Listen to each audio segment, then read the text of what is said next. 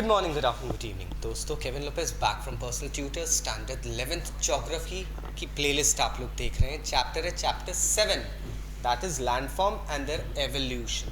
दोस्तों, टॉपिक जो आज हम समझने वाले हैं दैट इज फ्लड प्लेन्स। ये फ्लड प्लेन्स होते क्या हैं? सो हमें एक चीज़ पता है, मेजर रिवर्स जब फ्लो करते हुए किसी शैलो लैंडफॉर्म पे आती है या कभी उनमें बाढ़ आती है और उनका एक्सपांस सडनली बैंक्स को पार कर जाता है, so they start depositing silt and all materials with them. ये क्रिएट करते हैं कुछ मेजर लैंडफॉर्म्स रिवर डिपोजिशन के। अब ये लार्ज साइज डिपॉजिट्स होते हैं फ्रेंड्स, इनके अंदर आपको sand, gravel, pebbles, boulder and all sort of things मिल सकती है। अब जब ये लैंडफॉर्म्स क्रिएट होते हैं तो इनके दो कैरेक्टरिस्टिक्स होते हैं और उन कैरेक्टरिस्टिक्स पे बेस्ड दो टाइप के लैंडफॉर्म्स या फ्लड प्लेन्स बनते हैं, जिन्हें हम कहते हैं active flood plains and inactive flood planes. Active flood plains जो होते हैं वो यूजुअली हमें रिवर बेड्स पे मिल जाते हैं, जहाँ पे बहता हुआ पानी कॉन्स्टेंटली कुछ ना कुछ डिपॉजिट्स छोड़ते हुए बहता रहता है।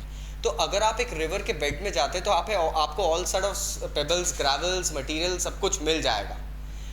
इनएक्टिव फ्लड प्लेन्स वो प्लेन्स या फॉर्मेशंस होते हैं जो कि रिवर बैंक्स पे मिलते हैं। हमको नदी के किनारे हमें बहुत सारी चीज़ें मिल जाती है, बहुत सारा सिल्ट, सैंड, ग्रेवल ये मिल जाता है, लेकिन ये कांस्टेंट फ्लो के कारण नहीं होता। ये अक्सर तब देखा जाता है जब नदी का बहाव और या तो लेवल जो होता है रिवर का इट सडनली इंक्रीजेस, वो बढ़ जाता है, तब जाके ऐसे फ्लड प्लेन्स फॉर्म होते हैं।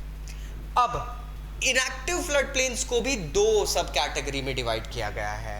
One is called flood deposits, second our channel deposits.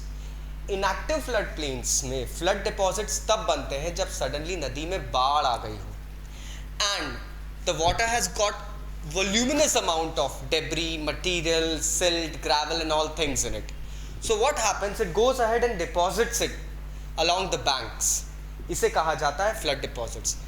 Next formation ये दिखता है friends कि जब ये deposits cone shaped areas बना लेते हैं, landforms बना लेते हैं, तो अक्सर ये landforms इतने high level के हो जाते हैं that they gradually go ahead and emerge at the surface of the river. तो यहाँ पे लैंडफॉर्म्स बन जाते हैं, नदी की सतह से ऊपर उठ जाते हैं and the river has to go ahead and change its course, या तो उसके अंदर डिस्ट्रीब्यूटरी या डेल्टास फॉर्म होने लगती है।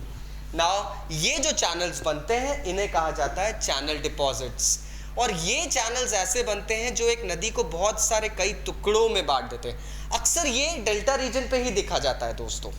नाउ ये जो फ्लड प्लेन्स होते हैं, जैसा कि मैंने आपको बताया, जब डेल्टा रीजन पे पहुंच जाते हैं तो यहाँ इनका नाम फ्लड प्लेन्स नहीं रहता है, इनको दे दिया जाता है नाम डेल्टा प्लेन्स।